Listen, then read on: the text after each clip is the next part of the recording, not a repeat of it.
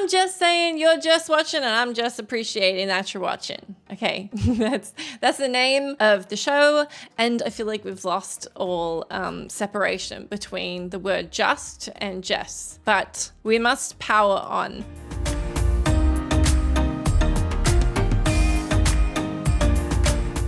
Welcome to a brand new year, and as many things change, like the 4 has become 5. How are we in 2025? It should be illegal. I'm unhappy.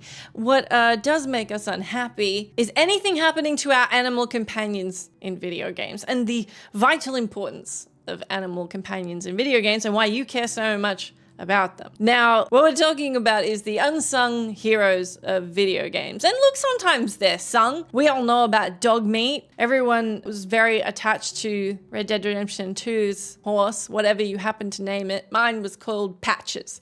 Every time I get a horse in a game and they let me name it, I call it Patches. Now, I have leapt right into it because that's the way my brain works. And even though I do have notes in front of me to do this in a concise and put together way instead of my rambling, unfortunately, I still have my personality, so we're stuck with that. But the way I wanted to head off this video, where we're talking about animal companions, how you feel about them and why they're so important and prevalent, is I wanted to start the game by holding up my cat Karma. But she's in the background, injured.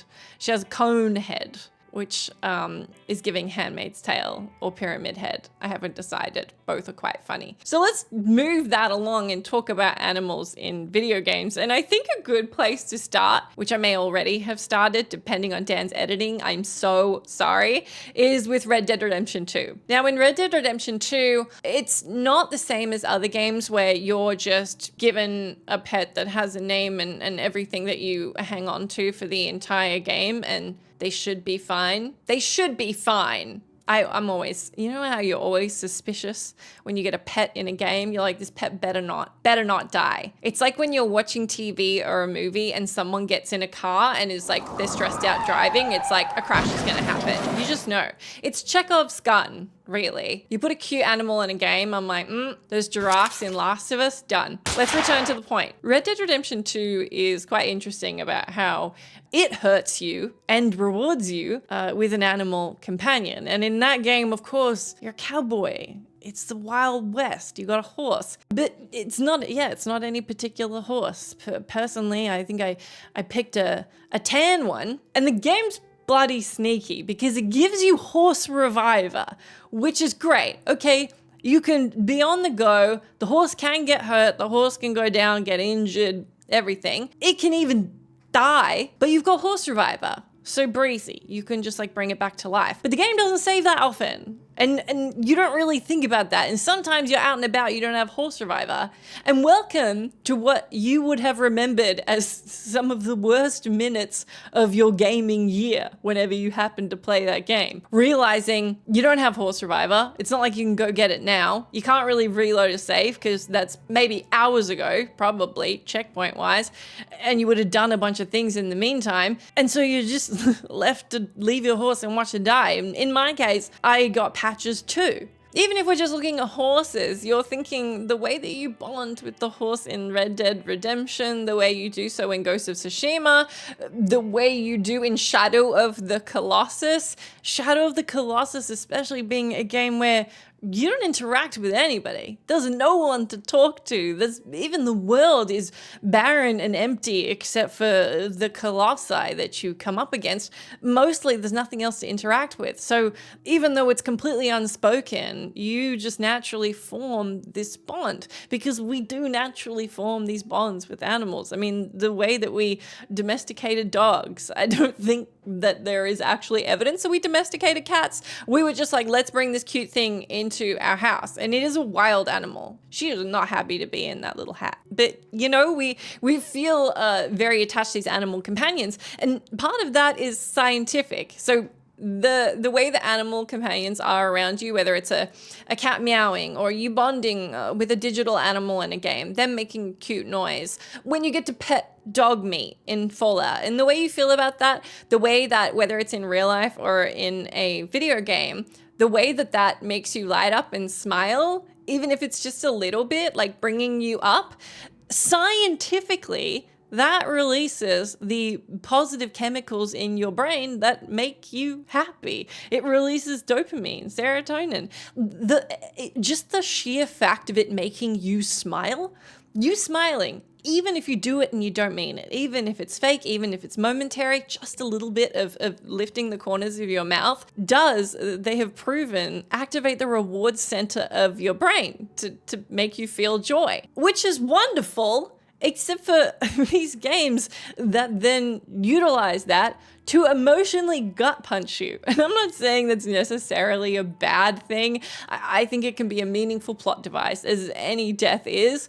But let's just say there's a reason that there's a website, does the dog die? And that's all quite depressing. But then at the same time, there's can you pet the dog? And there's very few games where you can't pet the dog these days. And I like to think that that is as a result of how attached we get to animal companions in video games, and the fact that we want to pet them and nurture them and look after them, and just the social pressures, because we would have uprisen, we would have rioted had game developers continued to not let us pet the dog. There would have been a nightmare.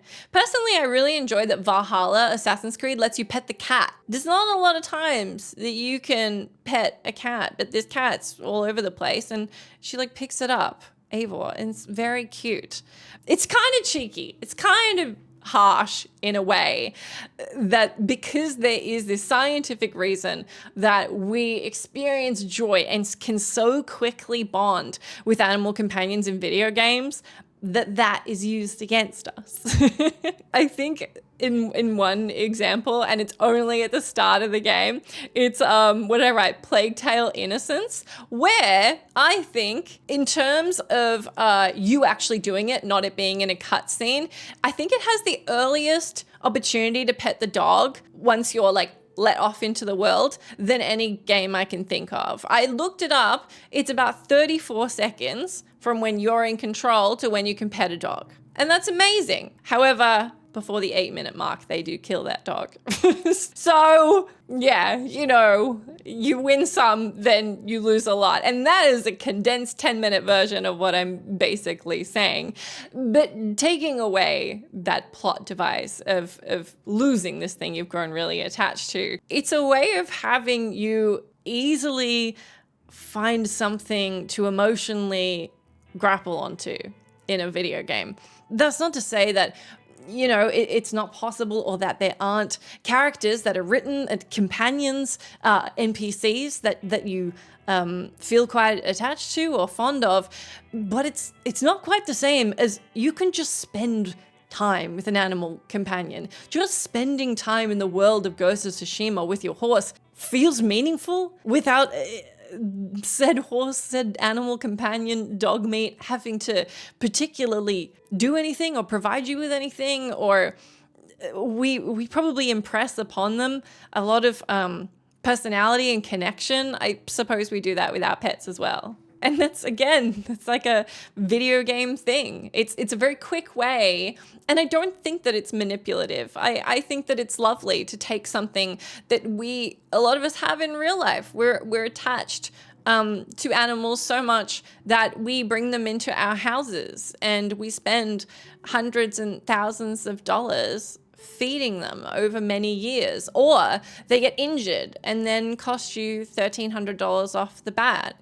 And maybe that's why in Red Dead Redemption, when you really needed that new gun, you bought Horse Reviver instead. God, I hope you did. Otherwise you have the same memory as me of Patches 1. Essentially, I'm sort of telling you, this is the real reason that you love, animals in general and then animals in video games, or the scientific reason.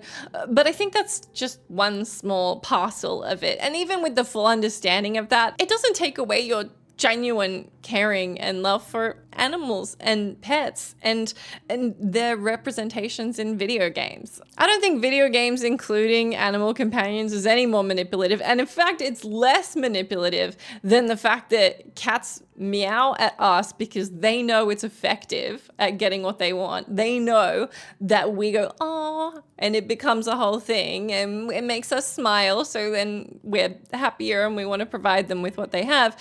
And I think the other part is like, let's take dogs. We see them as smiling when they're panting, when they got their mouth open. Like, it's just, you see that as joy. And seeing somebody smile again activates a reward center in your mind because it feels like you made them smile. And I think with cats and dogs, you see a dog as smiling, or you see its tail wagging, or you make a cat purr, and providing joy, feeling like you have made someone or something, in the case of pet, animal, anything, happy, does activate that reward center again in your brain. So the chemicals are making you feel good. And I think it would be wild if video games didn't contain that, even though it does feel like a shortcut to making you invested in the story and invested in the connections that you can form straight off the bat. I think it's really cute. That's my animal talk. You know, at the zoo, they do animal talks. That's my animal talk. I hope I've brought something new to the table. Or if not, I hope that I've upset you with the pun that is the name of this show. I'm just saying, I'm just asking you to let me know in the comments which animal companions in video games or in real life are your favorite. Thanks for hanging out. I'll see you again soon. Bye.